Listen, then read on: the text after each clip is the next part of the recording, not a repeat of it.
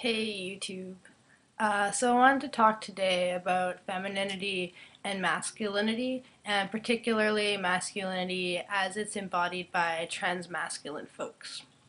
So I was recently at a feminist discussion groups, and one of the participants brought up bell hooks and how in her writing she talks about a difference between patriarchal masculinity and masculinity. And I think that this is a really important difference to make because it allows us an opportunity to talk about masculinity and embody masculinity in ways that are anti-oppressive. And I'm bringing this up and I'm thinking about it because of a recent experience that I had. So I was entering a new space, and this space happened to be specifically transmasculine, and two of the guys started engaging in really misogynistic dialogue, talking about this woman and like the clothes she was wearing and her underwear and her breasts, and like it would be conversation that I would consider to be locker room talk, and it was really misogynistic. And I felt uncomfortable for two main reasons. The first reason being that I don't think that misogyny is ever okay. Like, I don't think that misogyny is acceptable behavior for cisgendered males. And so, just because these people were transmasculine or FM, that didn't make their behavior any more okay. However, because I was new to this space and because it was a transmasculine space, I was being read as male and was thus being afforded a type of male privilege and was being invited to join in on their conversation. However, I felt that there wasn't any space for me to say that I was uncomfortable, to call them out on their behavior, to say what I thought wasn't cool. I felt that there wasn't any space for me to say that I was a feminist, and I also felt uncomfortable expressing my own femininity. I felt like if I did, then I wouldn't be read as, the right kind of guy or whatever, and that I wouldn't be like trans enough. The second thing, which made me think about why trans masculine folks might embody a really oppressive type of masculinity. There's already pressure in our society, in our overall society, to embody masculinity in ways that are oppressive. Masculinity in and of itself is already in a pretty fragile state. Like, you're constantly having to be masculine, to prove your manhood, or man it up, or like just prove that you're man enough. And you already have to deal with this if you're already born female male bodied. So I think that for people who are born female bodied, there's extra pressure, to be as masculine or as male or more. However, I think this has three really problematic consequences.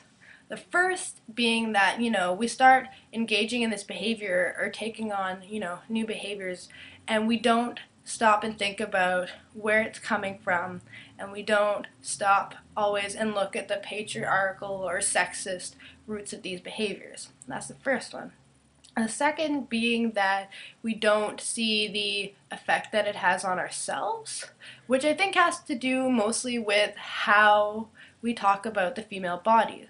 And I think that as transmasculine folks, there is a lot of aversion to the female body, and there's a lot of really negative dialogue surrounding the female body, whether you're talking about your own or someone else's. And I think that this adds to the dysphoria that we already feel, and it keeps you from enjoying parts of your body that you might otherwise, because something that you might like is, already instantly labeled as repulsive or negative or weak. And this, I think, really distances us from our bodies, limits us from enjoying things that we might otherwise, and adds, it's not only misogynistic, but it also adds to our dysphoria. And the third thing that I find problematic is that there tends to be, or what I perceive to be, a disregard for femininity as well, which I think comes from the fact that we try really hard to distance ourselves from being female or being feminine so that we're not read as women. But I think that this results in a disregard for femininity in and of itself. And this has been something that I've struggled with because I identify as femme or as a feminine person.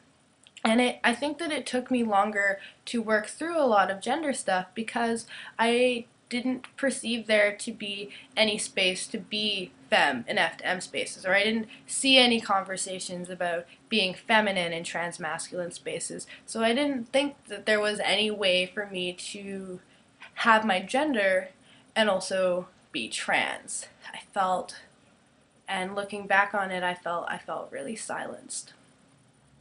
So, I mean, overall, what I would like to see is that there be more of a feminist analysis within the transmasculine experience.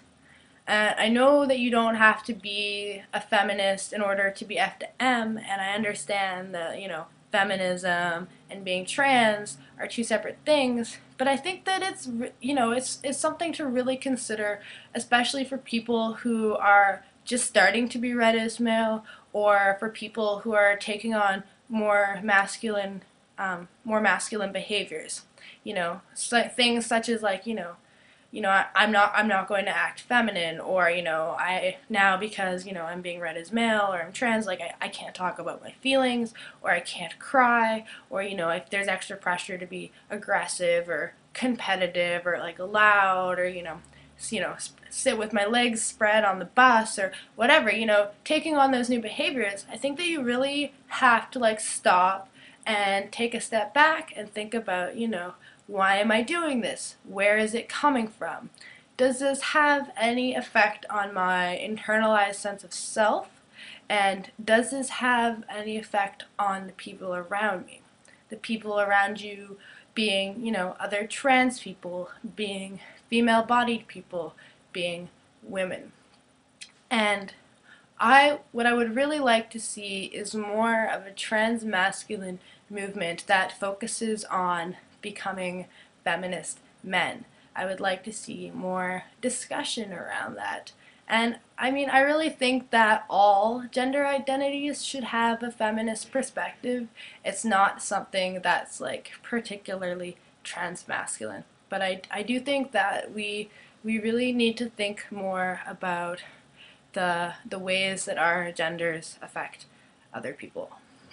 So, yeah, that's what I had to say, and I'm super into like feedback and comments and discussions and all that stuff. And yeah, talk to you later.